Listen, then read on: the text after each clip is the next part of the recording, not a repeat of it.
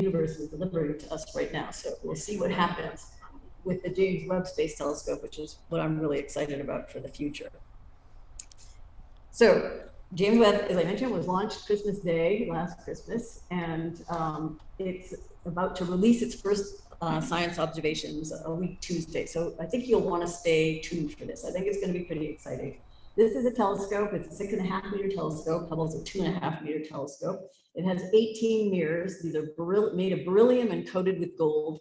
This telescope, I first heard about 25 years ago. I was on a scientific advisory committee that had been charged with coming up with what would succeed the Hubble Space Telescope. So this was the idea. And a few astronomers were asked to go to the Goddard Space Flight Center. We were giving some advice, scientific advice, and we first heard about this telescope that would have to unfold its mirrors in space. It was going to fly 1 million miles away, 1 million miles from the Earth, unlike Hubble, can't be serviced. It would have a sunshade here that would have to unfurl in space. These things, each of the 5 layers of this sun shield is about a width of a human hair, has to unfurl in space and then be locked into place.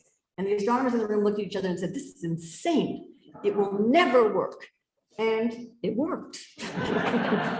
Yeah, it's amazing. It was a picture perfect launch. It could not have gone more flawlessly. And I think they said there was something like 100 single point failures. We were literally waiting with bated breath for each one of these things to unfurl. But it made it. It's 1 million miles away now. So here is, here's the moon. This is Hubble's orbit. Hubble's in a low Earth orbit, but well, here, 400,000 kilometers above the Earth.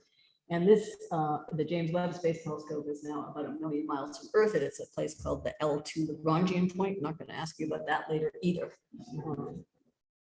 But the first images, they took of a star. There are 18 of them here that just happens to magically match the number of mirrors there are. So it was actually one star, but it was all over the place. They had to spend weeks fine-tuning the positions of the mirrors so they knew where each of these stars should go. And eventually they were able to focus it into a single image. And that image, or the calibration image, turned out to have galaxies in it that had never been seen before. So even the test images now are proving to be just spectacular. Here's an image that was taken by the Spitzer telescope at the 24-inch telescope in space, a mid-infrared telescope. Here was, again, this is a test image from Webb and the mid-infrared instrument taken in May. Now, why is Webb so interesting? Why do we want to observe in the infrared? Here's a picture. This is the Eagle Nebula. It's a region in the Milky Way where it's essentially a stellar nursery. New stars are being born in these pillars here. They're, I think the number is something like 6 trillion miles high, these things. And that's small by astronomical standards. This is a small region in our own Milky Way galaxy. And you can see these dark patches here. We can't see any stars in this nursery. But when we observe in near infrared light, suddenly you can start peering through the dust and you can start seeing where there are stars that just are not visible in optical wavelengths. And then in the mid-infrared, when you go to even longer wavelengths, you start seeing the dust radiating itself, and you can learn about the dust properties. So it has this incredible capacity. Also, because the universe is expanding with time, as we look farther and farther back, we're seeing earlier in the universe, as the universe was when the light left those objects, because light travels at a finite speed. That's something that Albert Einstein taught us. And because of the expansion, the wavelength of light is being stretched and it's being shifted to the red. And so we can observe farther back in time.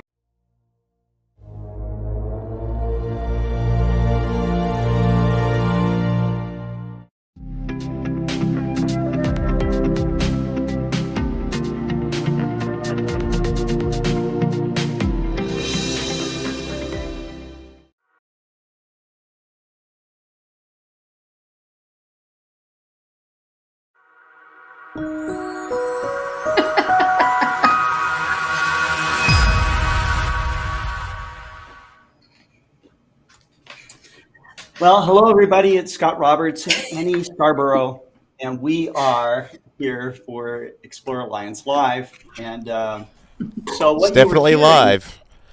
what's that? It's definitely live. It's definitely live. That's right. And we know, What you were and we know hearing at Scott's the, coffee is hot. it's I was hot. saying, and we know your coffee is hot. That's right. So we were listening to a little piece of the presentation from Dr. Wendy Freedman. She's, an astronomer, cosmologist type of astronomer from University of Chicago. And her defining work has been on something called the Hubble constant. Now, this is something that Edwin Hubble came up with as kind of a yardstick of measuring a mathematical measuring tool to measure the size of the universe. Since he came up with it, it's been refined, and the numbers been uh, uh, refined by measuring what they call standard candles. Okay, so those are certain types of stars, certain ways of measuring brightness or energy from the universe, and then trying to statistically remove noise out of it to get closer and closer to a theoretical model. Okay. Wendy Freedman and her colleagues, I think they have it down to a certainty of like 1%. Okay, and they are looking to refine it even further. So it was real exciting for us to be at the Mount Wilson Observatory during a time, a historic first, where the George Ellery Hale family, the extended family, um, was able to get together to finally meet one another, maybe for the very first time in their lives, and to talk about the legacy and importance of George Ellery Hale, who died in 1938, I think. Lived a relatively short life, only 50 some odd years. But in those years, he built four of the world's largest telescopes in succession. He developed the entire field of astrophysics. He developed a journal called the Astrophysical Journal, which is still published today. He created the American Astronomical Society, which is what all the professional astronomers belong to today. And recently, some new developments where they're encouraging amateur astronomers to join the American Astronomical Society. In his spare time, he helped build out the city of Pasadena, helped Henry Huntington develop the Huntington Library, which is an incredible 130-acre estate and amazing archive of science books and all kinds of books. And he also developed the California Institute of Technology, otherwise known as Caltech. And so a very busy guy, didn't really have a lot of other time on his hands to get his family together like they did over this last weekend. We were invited to give or to set up and broadcast live the event. So if you had a chance to watch it live over last weekend, you got to chat and see some of this activity as Ed Krupp from Griffith Park Observatory gave a special talk. Sam Hale, the grandson of George Ellery Hale, gave some inspiring talks. And the president of the California Institute of Technology was there on hand as well. And then the second day, they went to Mount Wilson Observatory, listened to Dr. Wendy Freedman talk about the Hubble constant, which was developed at Mount Wilson, and to talk about her work on the James Webb Space Telescope. She'll be one of the very first observers to use that instrument. And so it was a real honor. We got to see her talk, got to have dinner with her. It was just really, really cool. And then they went off and looked through the historic 100-inch telescope where the some of the measurements for the Hubble constant were worked out. So, but Annie, you've been studying the James Webb Space Telescope recently. Yeah, just in the last week. I and am new to the education world, and so I'm in the middle of a speech class, and I had wanted I had to pick my own topic. And when I was going through the TED Talks that really caught my attention, I was, because we're going to explore scientific. So that's kind of, it's like, oh wait, there's a telescope. We're talking about a telescope. Let's read that. And so let's watch that. And so I was really, really amazed. And in fact, I was telling Tyler about it today, and he goes, "Where have you been, Annie?" Sorry, under a rock. So, but it just really inspired me to think there is so much more out there, and especially whenever the gentleman that was talking, he was talking about new planets and how they're going to be able to see new planets and discover those and things like that. And so it's going to open up exploration really, really big. So it's exciting. It's exciting. The Hubble Space Telescope did that for us in it's been up there for like 3 decades now, 32 years, I think it's been up there collecting data, still working today. But Jay West will be another, just will leapfrog over what Hubble Space Telescope did for us. And so we're going to get to see the universe in a whole new light, amateur astronomers, Annie, a lot of the astrophotographers compare their 60-hour, 100-hour-long exposures or whatever to the Hubble Space Telescope. That's kind of their benchmark. Oh, you're about to get a new benchmark. Okay, with and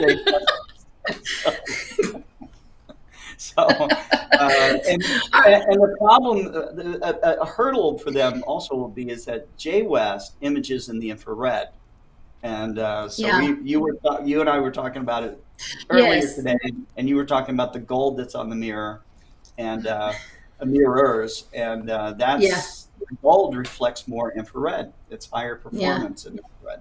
Yeah. Well, that's really, and it's really neat how because I know as we were talking today, I was, you said they started this journey in 96, I think you said. They started this whole thing in 96. It's 96. And so it's just crazy to think about how far technology has come and how much further it's probably going to come even more. And so, the things that they've had to overcome and had to think about and achieve in order to even be able to get it into space is absolutely amazing. So I think what was the lady's name that was speaking? I'm sorry, Scott, but we just watched the video on Wendy Freedman. Okay, so did she say that was as thin as hair? Is that what she said in her talk? That it was atoms thick. She might have described it like that, but it is very, very. That's optical coatings, including the coatings that are on our telescopes, are they're the way that they're applied is they put the polished optic into a vacuum chamber. Okay, they pump out all the air. Okay, then they have a way of driving or vaporizing the materials that they want to use. In the case of Jay West, they use gold. Okay, so they had gold pieces in there. They had an ion gun flowing an ion plasma onto the gold. Okay, now it's in a vacuum chamber, so it's making this cloud of gold that's covering everything, including the optics. Okay, that's crazy. So it's very, very, very thin. They usually put an overcoat to protect the coating. In the case of Jay West, I'm not sure if they had to do that or not, because there is no air in space to oxidize the coatings. And gold doesn't really oxidize anyways, not like aluminum will, for example. Yeah. So did they? So then they mainly chose gold because of the oxidization. I can't even say it. No, they chose gold because of the infrared reflectivity. That's right. Because it's an infrared telescope. Yeah. So I didn't know if it was because of both of those things. Like I know silver probably doesn't do as well as gold, but I didn't know if maybe it just sounds like it sounds like a material that is more durable and will achieve the things that they're needing. So, but it was, as we were talking today, the other cool thing was to think about how strong it is. I think you said that you could see the details of a penny 24 miles away, and then away. Yeah, right. And then whenever we started, and whenever we started talking about it, then we started talking about, okay, well, how far can we see in a horizon? And you said like 3 miles is as far, if we're at sea level. It's 2.9 miles or something, It's so like nothing. I'm not even 6 feet tall. I'm like 5'10".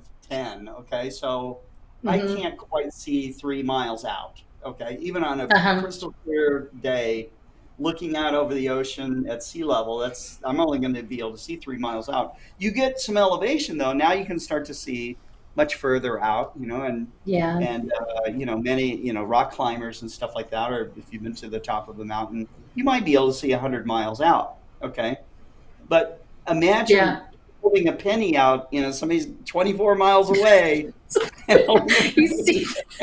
can see that. That's crazy. What's the date on this penny here? Okay.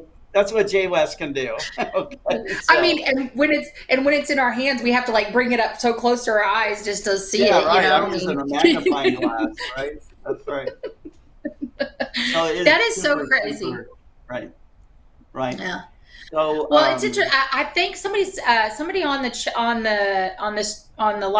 chat is asking about what we think about civilization out there, and so. That's a great question. I mean, there's so many different kinds of things that could be living and growing that we don't, you just never know.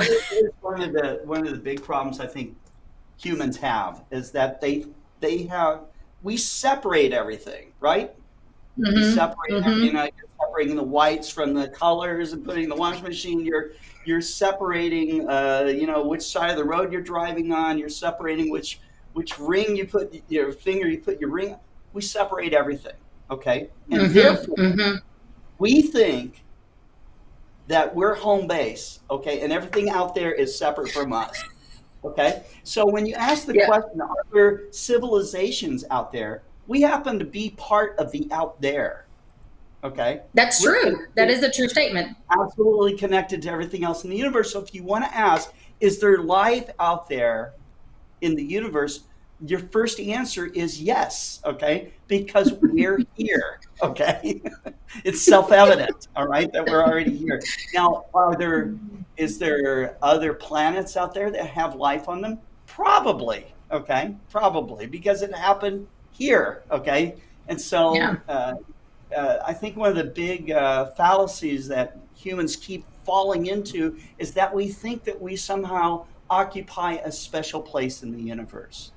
It started with us thinking, in Ptolemy's time, okay, that we were the center of the universe. Earth was the center of the universe, and everything went around us, okay? And up until really the turn, when the 1900s are getting established, Harlow Shapley is at Mount Wilson using the 60-inch telescope, measuring globular star clusters. Have you ever seen? Have you seen globular star clusters with your telescope? Not with my telescope. No, I have not. Yet. Okay. Well, when you do, you're going to be blown away. They look like snowballs of stars. They're beautiful. Oh, I had to wipe mine down because I was seeing globular clusters. Once I got rid of that, I was fine. You was fine. Okay. Globular star clusters are some of the most beautiful objects in the sky, and they can be seen even with small telescopes. There's some real bright ones out there, okay? But they look like snowballs of stars, okay? M13 is like a really famous one, the Hercules cluster, okay? Well, these globular star clusters are formed around the center of our galaxy, like in a halo, okay? And so Harlow Shapley started making very careful measurements of these globular star clusters and measuring the distances to them, okay? Probably using the standard candle method, of how he's measuring how bright these stars are, okay? Oh, these are a lot fainter, therefore they must be a lot further away, okay? And so he learned after his measurements that, oops, not even the sun occupies the center of the universe. Up until that time,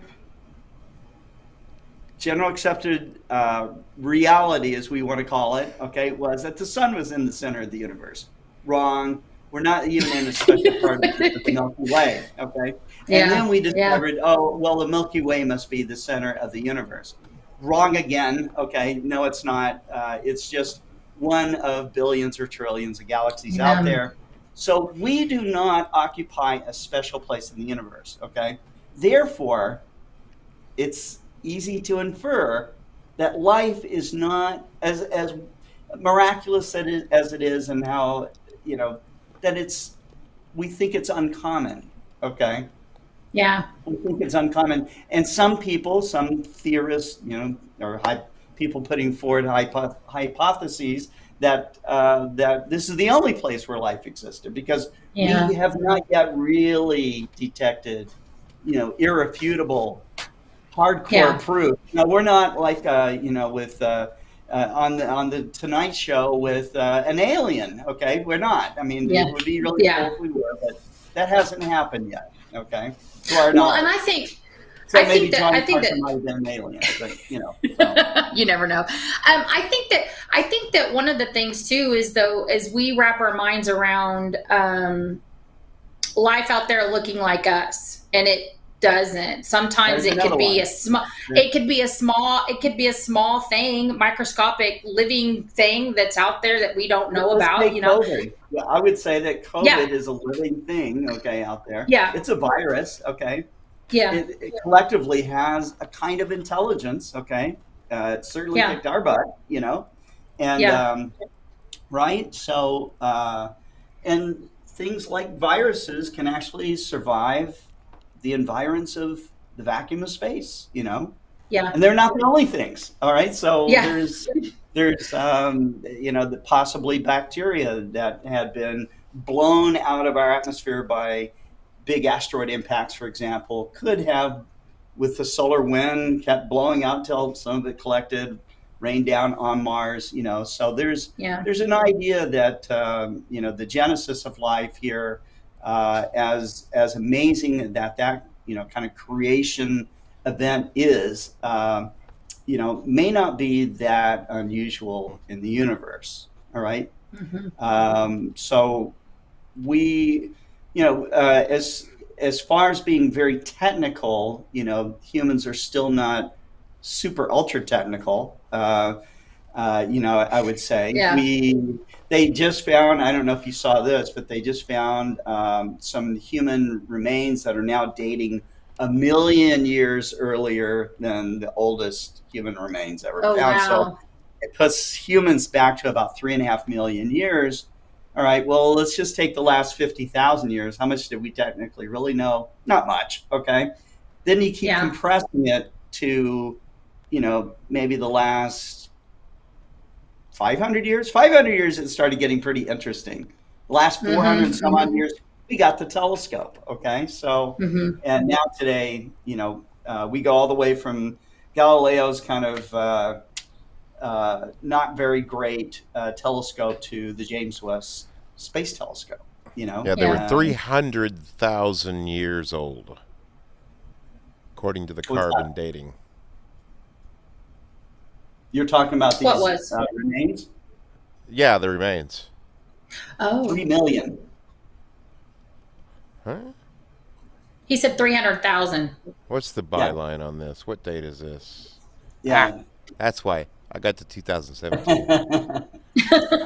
Go a little further. Right. Well, you know, if you honestly think about it, and like when she showed the Eagle's Nest nebula, and she called it a nursery of creating stars. If you think of everything in that aspect, then you have to come to the conclusion that there must be life somewhere. I mean, that's being created. Life's always being created here. Right, I mean, there's you can't just assume that this is the only planet that has life on it. I mean, it's, you know, so it's just, I don't know. It's really interesting to talk about. We can't say for certain that it is. We can't. Also, you can't say that it's not. Okay, so that's the deal on that. Most people who study science, follow this kind of stuff, do realize the distances involved. Okay, Uh-huh. we are, light years away from other stars, and um, so that's the deal. It is very intriguing to think about.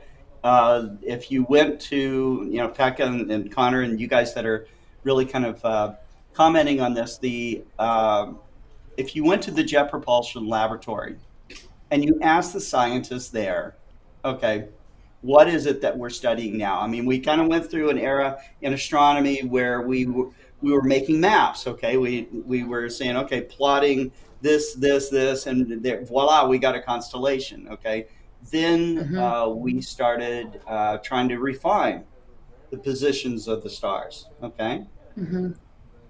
then we learned how to measure the stars. Okay, the distance to the close stars, and then we started measuring, and then this expansion thing of which started really and got kicked off big time Mm-hmm. in 1923 when Edwin Hubble discovered a variable star in the Andromeda Nebula. Okay, that happened at the 100 inch at Mount Wilson, and Mm-hmm. suddenly we went from, oh my goodness, the whole universe isn't just the Milky Way. There are lots and lots of these other island A lot of stuff out there. universes. Yeah, Yeah. and so that went from, I don't know, probably thinking initially there's a few hundred of them to a few million of them to a few billion of them, and now maybe it's a trillion, and maybe there's parallel universes. So Yeah, you just that is there's no the count. deal. I don't think we can count how many things are probably out there.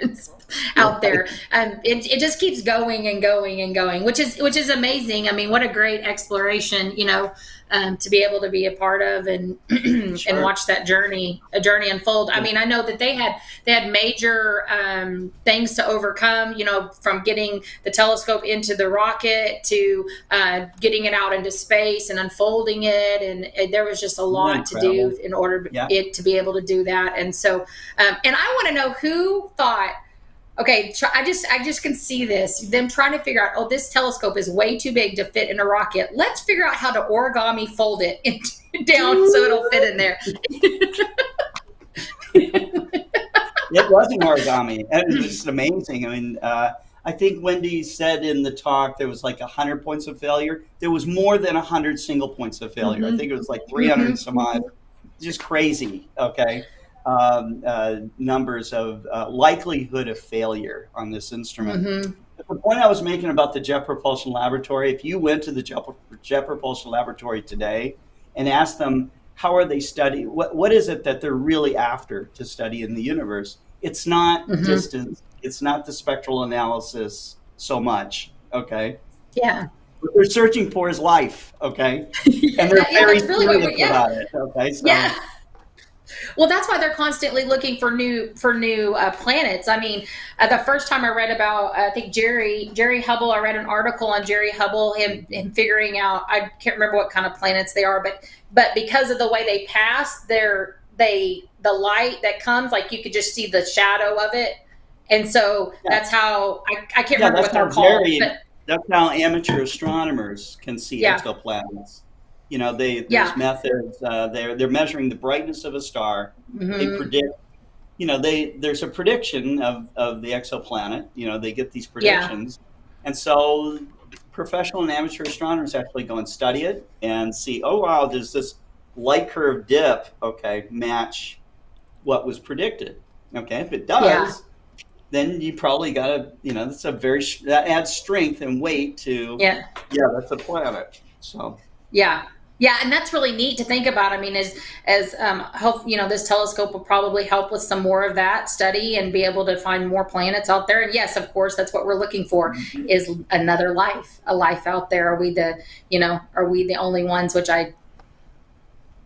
right. On this planet, we aren't the only ones. We have so many animals and other things here that it's you can't say. Right. Yeah. So hopefully someday, Annie, you can go and visit the Jet Propulsion Laboratory. It's a wonderful place. I'm an ambassador, volunteer ambassador for NASA and JPL, and Okay. I've been for many years. And it is just, it's amazing. And the scientists that work there, they'll tell you, they'll say, look, this is a special place. They say that animals come up to them.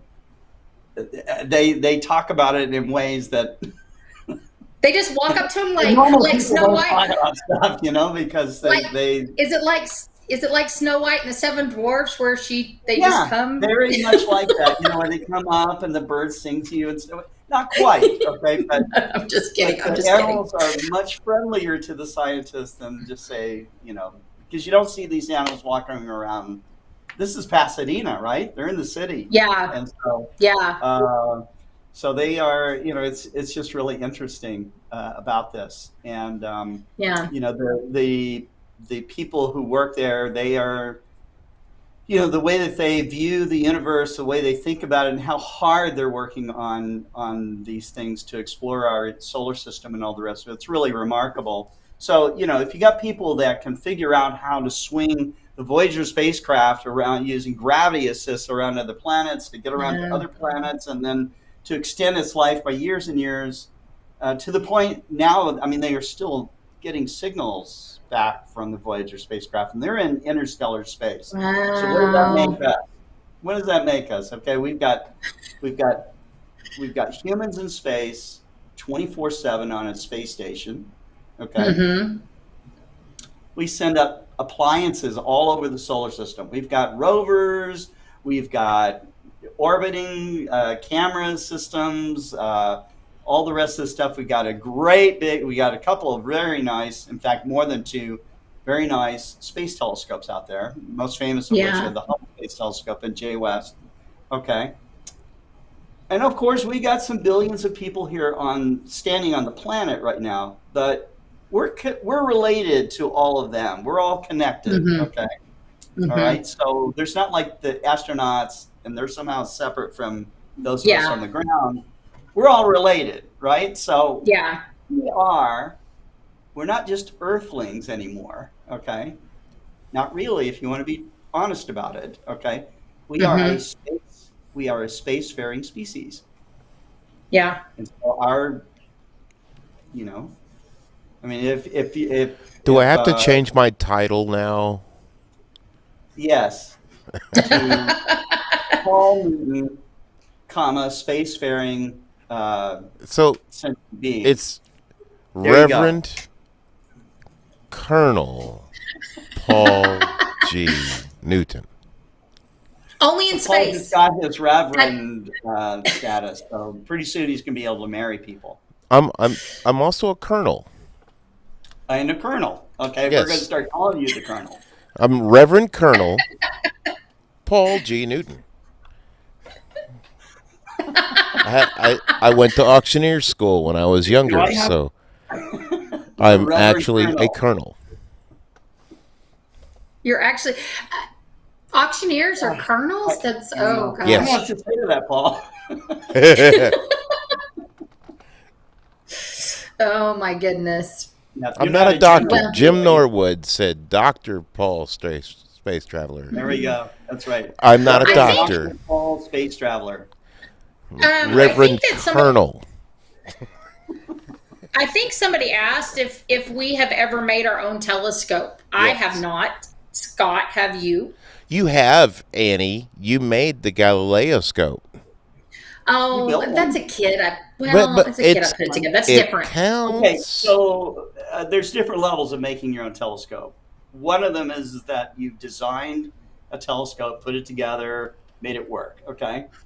I would qualify that as making a telescope. All right.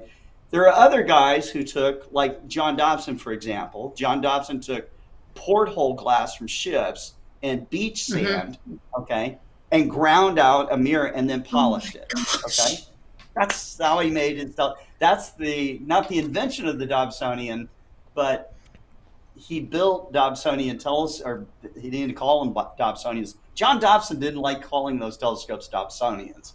Okay. He didn't attribute any of that to himself because he didn't invent the design. Okay. This is a Newtonian telescope. Isaac Newton mounted into a cannon mount. Okay. And his last name was Dobson, so they started calling him Dobsonians. He hated it. Okay. So maybe later on it kind of grew on him. But I remember getting a letter from the guy at one time when I was working at Mead Instruments, and he was telling me, please stop calling these telescopes Dobsonians, okay? I'm John Dobson, okay? And so anyhow, but Well, we can just name them after me. Telescope making. That's real telescope making, when you're grinding your own glass, figuring your own mirrors.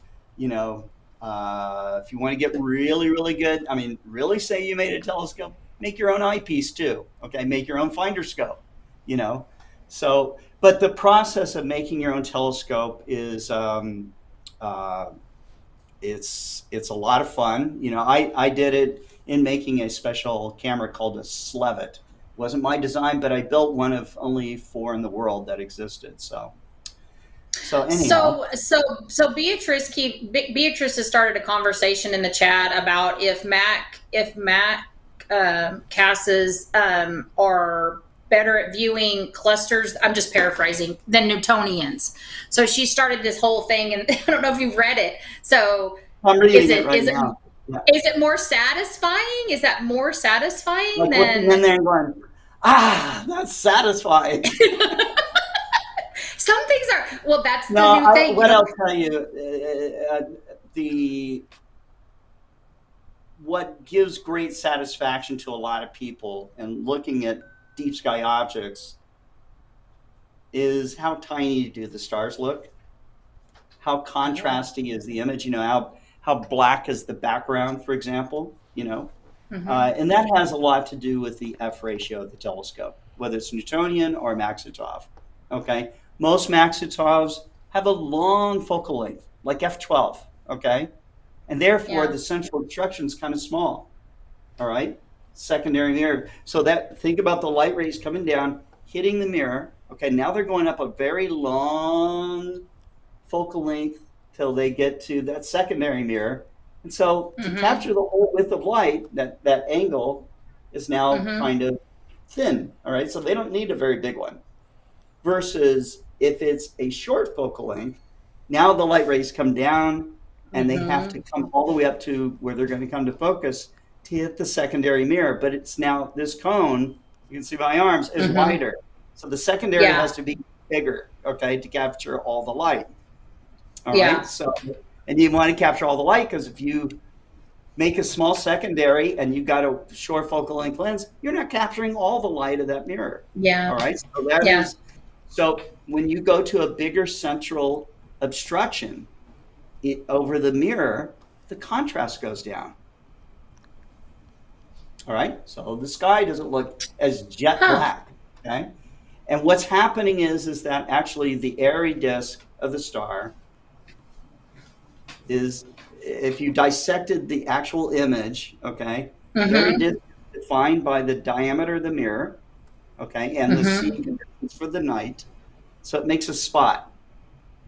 Annie, I'll have to show you this sometime in the lab. Yeah, you're gonna have to. Okay. Yeah. And something called the diffraction rings. They look like they're little hula hoops of light going around the spot, the dot of the light there, and then that's the star. When you have a bigger central obstruction, more light, a greater percentage of the light is now going to the first diffraction ring. Okay. And there's other diffraction rings around it too. So more light's being put out. All right. This lowers the contrast. All right. Oh. In a refractor where there's no central obstruction, about, 84, 85% of the light is held in the airy disk. And just a little bit is going to the first diffraction ring. So the stars look tighter. Okay. The background looks darker. These kinds of things. So yeah. So that's the deal. So you could have a Mac that has a very small central obstruction. Okay. Gives a great, beautifully satisfying view of a globular star cluster. You go, that's amazing. Looks like a refractor. Then I get out my refractor and I show you, no, it's not as good. Okay.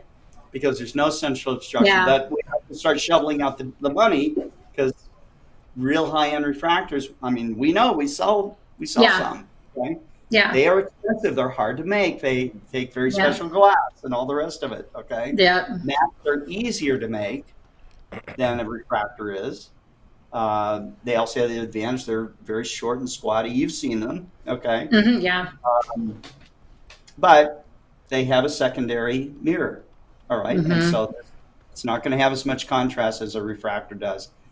Newtonians, most of the popular Newtonians made today, they're very wide field instruments, okay? And so they have big secondary obstructions. But back in the 50s, especially in the 50s, you saw very long focal length Newtonians, really long. Like you have to climb into a ladder to go look through a 12-inch Newtonian, okay? So I owned one at one point, and it was an F10 Newtonian telescope. Now, I will tell you that deep sky objects and planets and double stars and everything looked extremely satisfying in this telescope. Is that the correct image? Yeah, so there's kind of, this is a standard Cassegrain type of design, okay? Yeah. That's a Gregorian reflector. And so you can see that the, what's called the nodal point, you see with the kind of the crisscross of the light rays there, they're crisscrossed.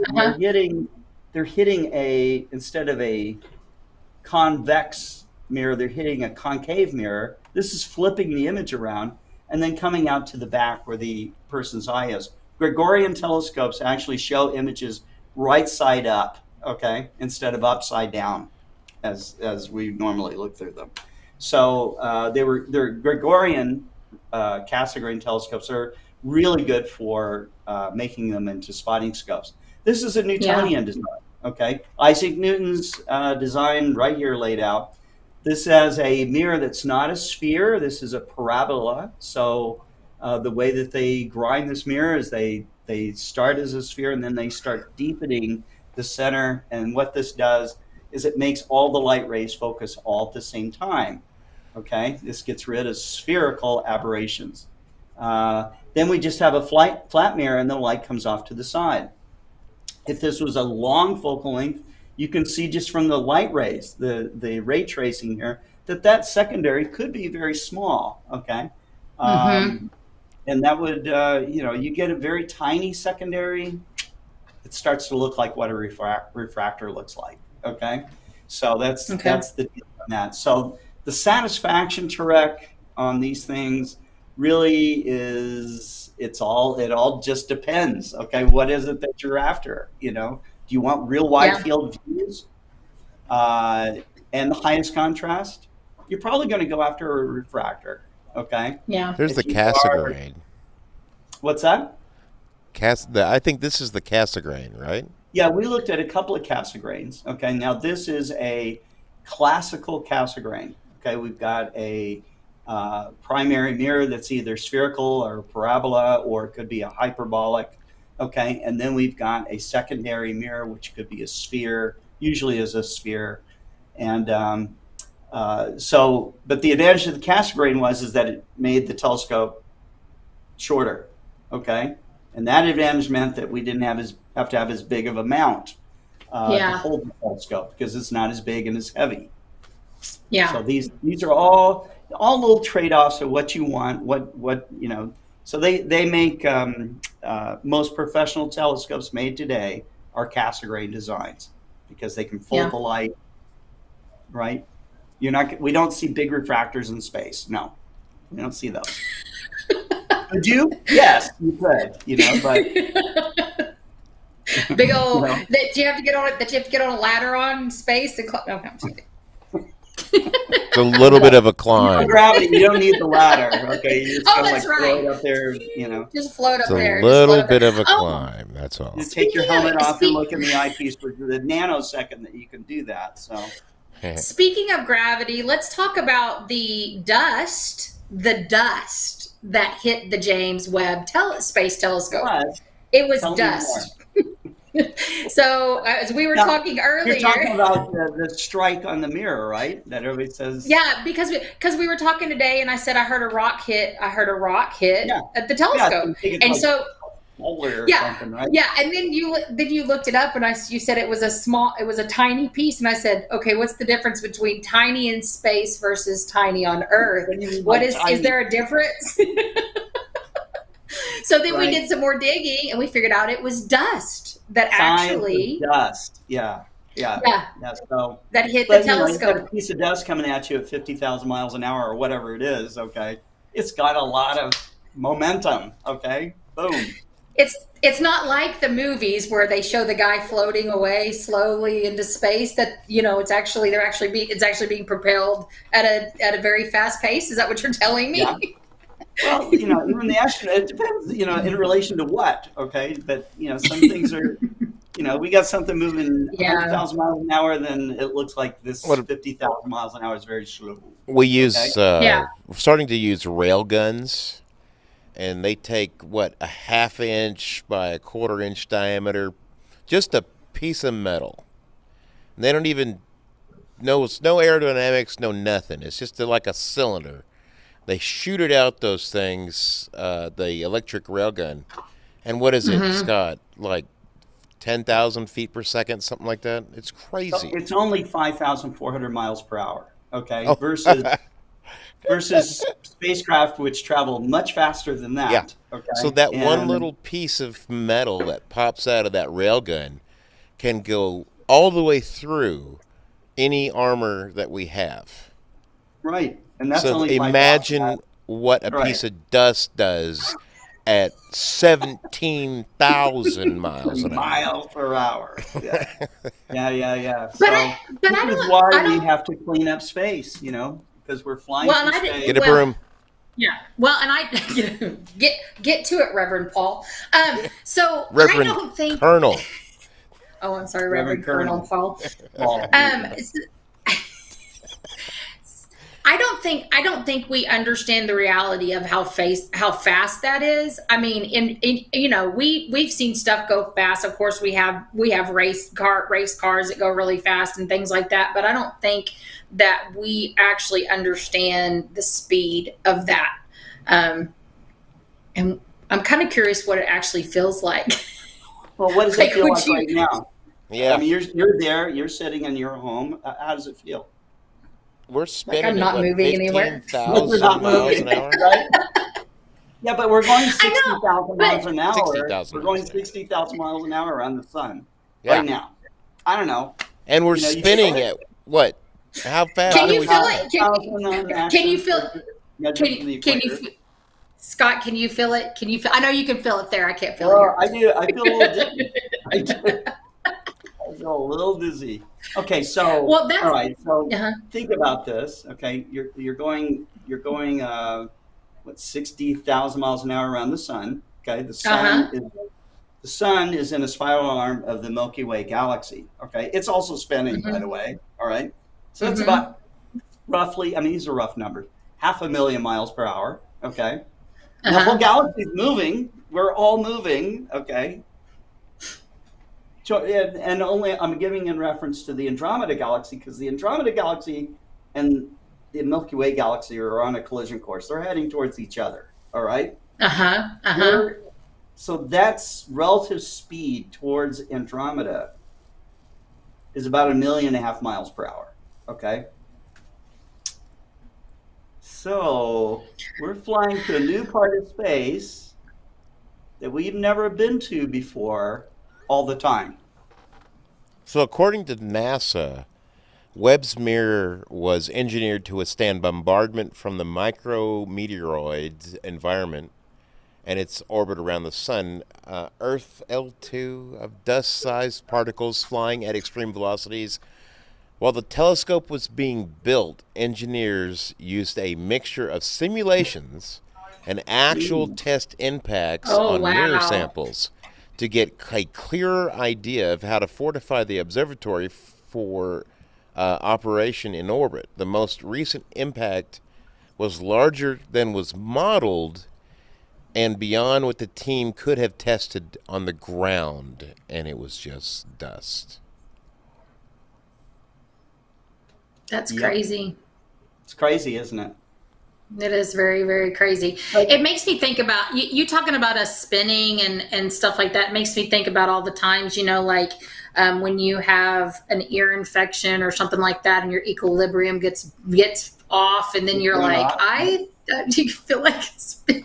It's crazy how our bodies are made to be able to withstand the motion of the earth and what's going on with it. It's like you said, it's all intricate. We're all part of everything. And so it's just, part of it. It's interesting. Right. So, yep. Yeah. I do want to make a comment about Jim Norwood's AC. Okay. He said he didn't have time to make a telescope because he's putting an air conditioner in his car. I'm going to fix that issue for you really fast, Jim. It's called roll down the windows and stick your head out. There you go. Now we do have a question. All the time in the world. Connor Bradley does have a question that says, with big enough telescopes, can neutron stars be seen visually in dark skies?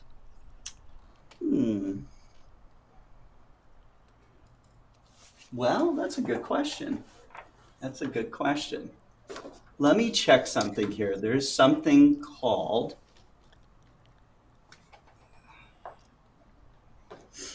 neutron stars. Mm-hmm.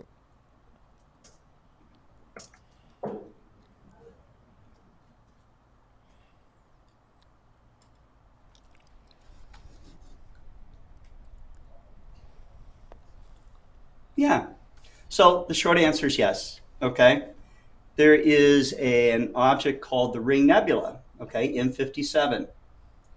And I have used, under really, really dark sky conditions, and I mean dark, okay, an 8-inch telescope and have seen the central star in M57, and that is a neutron star.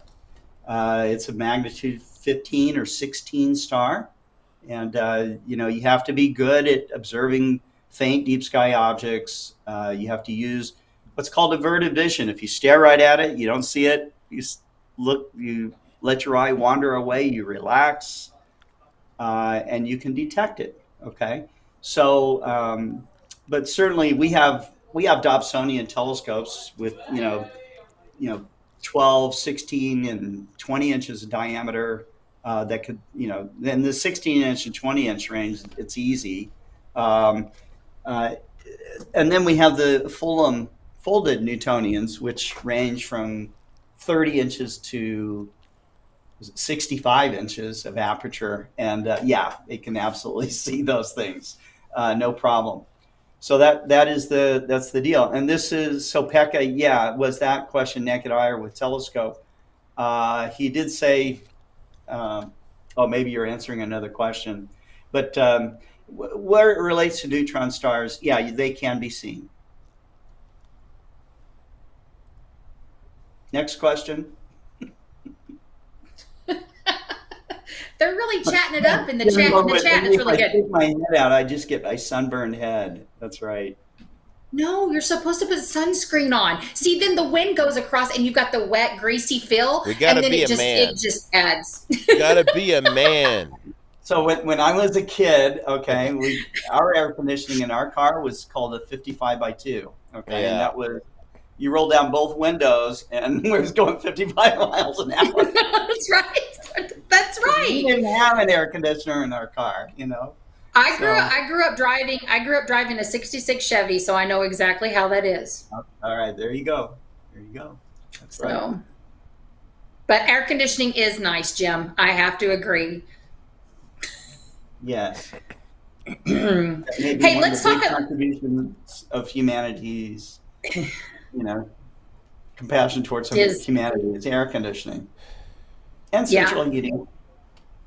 Yeah. Okay, let's go over events real fast. What's going on in Explore Alliance now that we've got off onto many topics of space. Yes, that's right. Squirrel. That's okay. Mm-hmm. It's fun. It's fun when we chase squirrels. So we have the Arizona Dark Sky Party coming up in September, and then we also have the Nebraska Star Party that's going to be in August, I believe. Is that right, or July? I can't remember off the top of my head. I think it's August is when it is. Let me just double check for you. Nebraska Star Party. Sorry, I'm at home and I don't have my regular computer in front of me.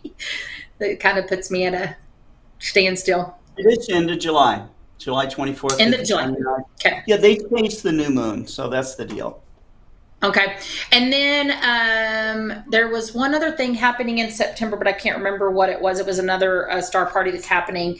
But we have, we have a lot of things that are coming up pretty soon. We're going to be selling the things that you need to watch the eclipse that's going to be coming soon. Oh, yeah, and right. So we're going to be gearing up towards that. Yep, these are our eclipse glasses. They just came in today. Okay. Yep. And so they'll be back up on the website. And how many did we get? Like half a million? No, we didn't. Not yet. We will. We might need. This is the first production run, and so these are USA made, which is important because there were a lot of counterfeit type eclipse glasses made. So these also have a special watermark on them. Okay, so they're authenticated and they are ISO safety tested, all the rest of that stuff. Everything that an eclipse glass should be, these are, okay? And I think that you can get they're going to be sold, I think, minimum packs of 4, We learned our lesson last time during the 2017 eclipse when we offered to sell one eclipse glass at a time. And in one day we got 35,000 orders. 35,000 one day. You guys think about licking the stamp, placing one of these and dropping it into the envelope 35,000 times, and for one day, and that's just nuts. So we're going to be minimum order of 4. It'll be somewhere between $9 and $10 retail, but you'll be able to buy boxes of 1,000 if you want, or 5,000 if you want, depending on what's going on for your school or all the rest of it. But here's the main point. Let me underline, do not wait until the last minute to buy your eclipse glasses, because that's what everybody does. That's what everybody does. And then they're all disappointed and angry because you can't fulfill them fast enough for them, okay? And it ends up being a catastrophe. Yes, that's right. Everybody's sad. Everybody's sad in the situation. Explore Scientific delivered millions of them in 2017 oh my gosh. For the total eclipse there. But there were, at the very desperate end, okay, it did get a little ugly. So in private, I'll tell you some of the stories. When I started here, it was like, what they said, but it was crazy. I know. Well, it was great. We're sorry. We apologized over and over and over and over again, but anyhow. Well, I'm sure it'll go a lot smoother this time. You live and you learn from the first event, and then you go on, you fix the next one. So Harold Block, he says, I'm putting the 8-inch newt on the SW-EQ6 because the nights are somewhat nicer and will have that scope chained to the mount and pier. Not quite sure what that means, but okay. We're down with that. And I see that Pekka saying, Scott, make sunglasses that have a small notebook on the handle so you can notice your eclipses seen with those glasses. Pekka, you're gonna have to draw that out for me on a napkin or something. Harold Locke says, Mom's done at the dentist. You fine people have a great night. Tell your mom, have a great night. So from us. We went away. Okay, so it's getting nighttime. Actually, the sun doesn't go down here until almost 9 o'clock. It's pretty nice. The other thing that's going on is we still have that. Nobody has utilized the 20% off the Arizona Dark Sky tickets. So if you're a platinum member, Yeah. I would highly recommend utilizing that if you want to go to the Arizona Dark Sky Party, utilizing that 20% off. It's not going to be going very much longer. So How did they do it? They need to How do you- email me at Explore Alliance. Explore Alliance at explorescientific.com. Sorry, went out the door. Right. And I'll get you a code, or I can set up your order with a discount. So that's not something that we're just going to put on the website, because you have to be a platinum member to do that. So, and then the other last thing that we have is we have a pair of binoculars. The SKU on them is 616. I can't remember the specs on them, but we have $100 off for if you're a platinum member, if that's something that you want to utilize as well. I think they're like a $600 or $700 pair of binos. They're Alpen brand. What brand are they? Great. They're Alpen? There's Alpen yeah. Apex 8x56 binoculars. Ooh. So Retail great for of $499.99. So 500, I was quite a bit off. But anyways, so utilize that $100 and get you a pair of great, amazing binoculars to be able to do some nighttime viewing. Those are ED glass too. Yeah, these would be fantastic. They're really for good. Astronomy. Get yourself a zero gravity chair, and so here, I'll put the link in here for that. Yep. So, Excellent. and then if you have any questions about what benefits come with the with your membership, just email me and I'll be more than happy to answer those questions for you. There's some great opportunities being a part of the Explore Alliance, not just as a member, but as an ambassador or as an affiliate. We want to share your story. We're not just a company that's about just showcasing what the products we have. We want to share your story. And so we would love to partner with you and be able to do that. So if you're part of an education group, or if you have any type of educational outreach or anything like that, please email me, and I would love to talk with you and get you set up with that. So, but yeah, other than that, it's pretty much, we have pretty much the same shows every day. We don't have On the Wing anymore. This show will be in replace of that. We have the new Eclipse show that's on Tuesdays. Of course, Daniel Barth, How Do You Know, is on Mondays. Kent with First Light Chronicles is on Wednesday, and then Friday is a Focus on Astrophotography with Tyler. So join us. We have a lot of things going on here at Explore Scientific. We have a lot of shows happening. On the Wing has kind of moved to our Amazon live feed that happens during the day. So yeah, today we talked about the Claypool Reservoir in the 50s with the giant, all the millions of ducks on live TV. Oh, wow. It was really cool. That is really cool. So, but we have a pre-show that starts at 1:30. It happens every single day. It starts at 1:30. Sometimes we're a little late, because time and people and things. Anyways, 1:30 is supposed to start at 1:30 every day. Time and people and things. Anyways. Yeah. So 1:30. So that starts at 1:30, and then we move on over to Amazon Live. But you can still see us on YouTube and things like that. Those shows happen, and so we are here more than once a day, 2 to 3 times. So hop on, join us. We would love to see you. Please give us a shout out during those shows. We will, whoever's on will engage with you. So and if you want to watch a crazy show, come watch Lucy and I on Tuesdays, because we like to tear things up. You guys are funny. You set the place on fire once. So what did you? So you set the place on fire once. Huh? Yes. You guys made fire in the studio? It was Tyler's fault.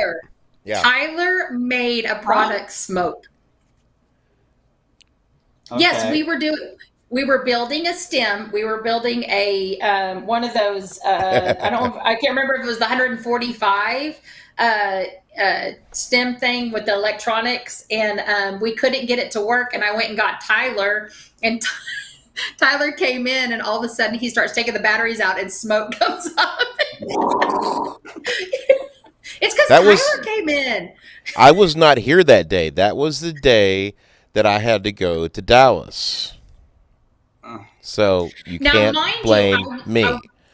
I want to point out that we did not break the product, because the following Tuesday we used the exact same thing, and Kent helped me put it together, and it worked just like that. Okay, so it's probably the batteries that were smoking, right? Yes, it was the batteries. So Jim Norwood's actually saying, here's some electronic wisdom here. Once you let the smoke out, it's very hard to get it all back in, and that's what makes electronics work, is the circulation of smoke. Yeah. That's what Tyler kept saying. Probably not the real reason, but That's what Tyler kept saying, and then I was like, watch me, I'm going to make this thing work.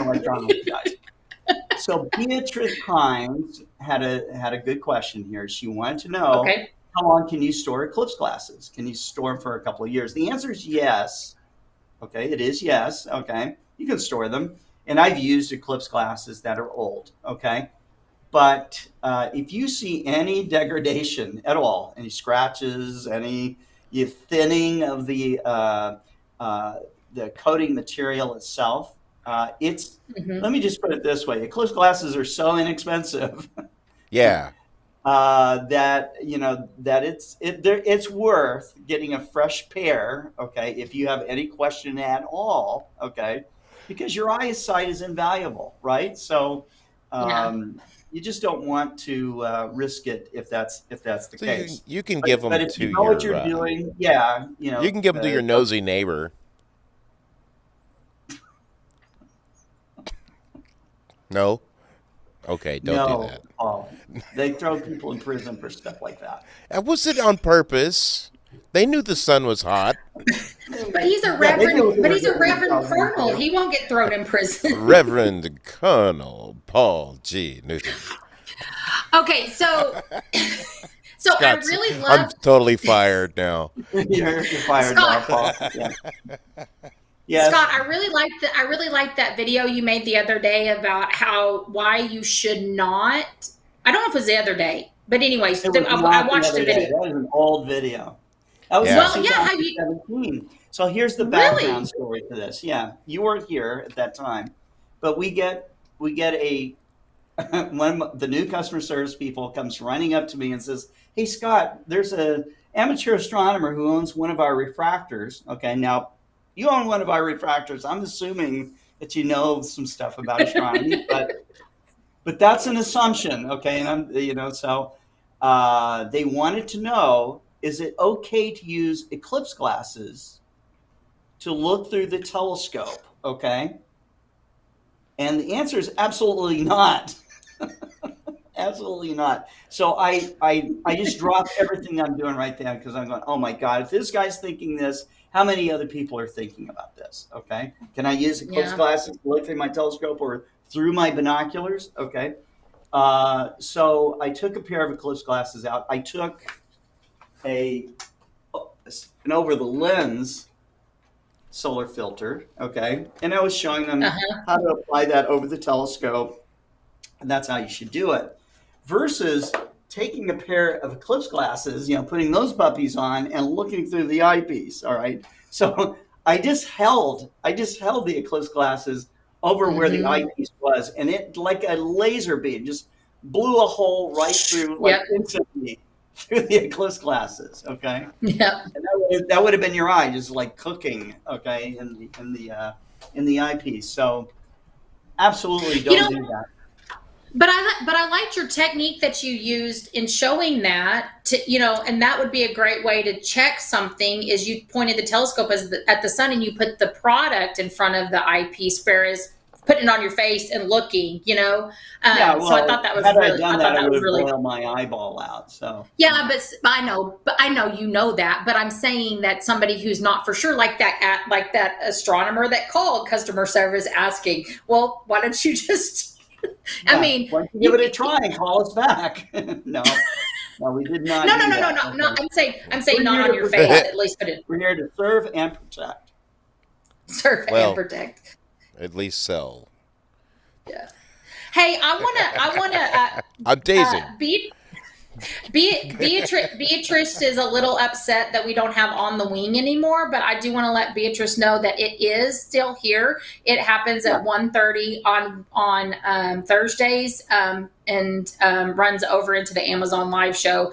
So it goes to about 1:30 to almost about 3 o'clock. So Beatrice, so just y'all could can, not, the reason why we did that is our sales season is picking up, and COVID is now tapering off. And so we're not in the office as much as we were before. Okay. We actually have to get out and visit people and do these kinds of things. And as far as our sales function, this is what lets us actually do these shows, is that we're actually underwriting that with Explore Scientific. So, but we as Annie said, yeah, we still have the show. It's just combined, Yeah. right before we do Amazon Live. Is that right? No, we Is it basically during do Amazon Live? Amazon Live as Okay. On the Wing. Yeah. so that's so good. the way You'll the learn more shows about work. product and Yeah. also the bird that you're. Yeah, we're yeah, it's really good setup. Like today, they were going over what Paul was talking about, but we'll do the 1:30 show and then stop for about just a few minutes, not even 5, and then hop Yeah. on over to Amazon Live and continue the show. So, but he does implement a lot of that information that he had on the Wing. So Today it's really we were good. talking about Really good. Ricky Martin. No, a purple Martin. That's right. A purple Martin. How did you get Ricky Martin out of a purple Martin? He's just. He's just throwing it out there, and He's winging it for On the Wing. he's winging it for On the Wing. That's right. Oh, that's my only dad joke for today. All right. No, But yeah, Kent was talking about the purple Martins, and he said, "Go to the next picture." So I went to the next picture, and it was Ricky Martin. He's like, "What?" It was Ricky Martin. Yeah, that's right. Poor Ricky. Hey, man, if you're watching this show, we're sorry. So, I'm not sorry. that's right. All right. I don't think Paul's ever sorry. Anyhow, Sometimes. I hope you guys are staying cool out there. It is hot here in Arkansas. We're triple digits right now, 100 degrees. I think it's supposed to be A cold front's 101. coming in. Yeah, it's going to be 92. A cold front's coming in next week. Really? You look scared. Yeah, I'm I was- excited. She does look scared, actually. That's my scare. Oh, I hate for you to see my actual scared face. Yeah. So do you have an Explore Scientific weather station in your home now, Annie? Not yet. I plead the fifth. Annie? You didn't install one. No, I need to have. I need to install one. So I really need to install one because we get a lot of questions about them, and so they're amazing. We have one in the store, and we have a sensor on the roof, and so in the middle of the remodel, we had to find a place for it. So we've got it all set up again, and so it just hooked right up, and it's telling us that it's sweating buckets kind of heat outside. Sweating buckets. Is that the actual term that's on the screen? Yes, that's what it tells you. That we invented here in Arizona. Yeah. We should. Right. You should start doing the emojis like, okay, this is a little bit of sweat, and then it's like I'm really hot, and then I'm like, I'm dying. Pekka says he's wearing fur hats in Stockholm. I What? don't believe that at all. That's not true. That's It might not be true. It might be true. No, it is not You're pretty true. far It up is north there. no, it Stockholm, is hot Sweden. there. Sweden's No, it's not hot that far there. north. Let's see. I'm We'll telling- check the weather right now. Calling your bluff, calling your bluff, Pekka. Calling your bluff. It is hot. It is hot there. I know it's hot there. Scott's gonna call your bluff. Let's see. It is kind of chilly. It's 56 degrees Fahrenheit. Nice. So Yeah, now some people think that but they 13 but degrees they Celsius. Not getting a 13. tan they today. Yeah. yes, So but if but it had been warm, yeah, you might be putting on a fur hat. That's possibly true. They are experiencing high humidity, wind only 2 kilometers an hour, precipitation chance only 3%. So that's your Stockholm weather for the day. that's your Stockholm weather for the day. Yes, That's but their temperatures are probably different than ours too. So yeah. It's got to be terrible in Finland. Finland's It's the even same more planet. north. And yeah, we you have know, we have moved to the weather section of this show. yeah, that's right. The weather segment. Yeah, that's right. I need like a green screen with the wind and stuff blowing. So in the my background. dad had a Weatherstone. A Weatherstone. Yeah. If Paul, it's wet, it's raining. If it's dry, it's hot. If it's cold, it's it's burning your hand. It's winter. hot outside. I see. If it's All rolling, right. it's a hurricane. On his balcony, so that's getting chilly. It is. You're right. And Pekka says he's already photographed the first quarter moon today. Nice. If you guys did not know this, Pekka is quite a lunar photographer.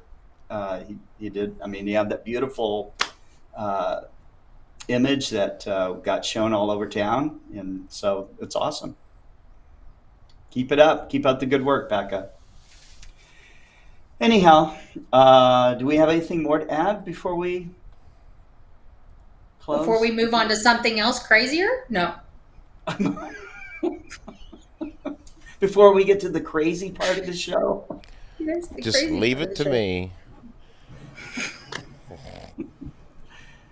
I'm so glad that we laugh on here. And the Ron Burgundy Weather Hour. Yeah. That would only be if I had a camera. If there was a camera on me, it would definitely be the Ron Burgundy. I'm so glad, but I really am so glad that we can get on here and just laugh and have fun and talk about serious things like telescopes and then move into after hours. So it's good. Right. That's right. We hope we answered your questions about intelligent life throughout the universe. So tomorrow is Tyler's Focus on Astrophotography. Make sure you join him at 4:00. I don't know what his show is going to be about, but I'm sure he'll have something good for you. So, yeah. He is wrangling guests as we speak. Okay. Having guests is important. People want to see new people. That's for sure. So, thank you, everyone. We will be back tomorrow, and then if you don't catch us tomorrow, then we'll see you next week. On the 12th of July, we will have the 99th Global Star Party. So it's coming back. And then on the 16th, we will have our 100th Global Star Party, which is our major milestone. So yeah, it's exciting. Right. It's exciting. And Connor Bradley wants to know, have you built a telescope from scratch? We touched on that a little bit, Connor. Okay. So what is by scratch? Okay. So are we talking about polishing your own mirror? Or are we talking about taking a pickaxe and mining the material to build your own telescope? So there's a level of building your own telescope where you buy finished mirrors, for example, and you lay out your design and you build it. That's very rewarding. There are other people, though, that do get into it and polish their own optics. You can still buy glass blanks and the polishing compounds and all the rest of it. So it's a lot of fun. Connor, my question to you is, have you done it? So, and I think that maybe you have. So anyhow, that's all I got. That's all I have for right now. You guys keep looking up. Yep. And thanks for watching. Take care. Bye.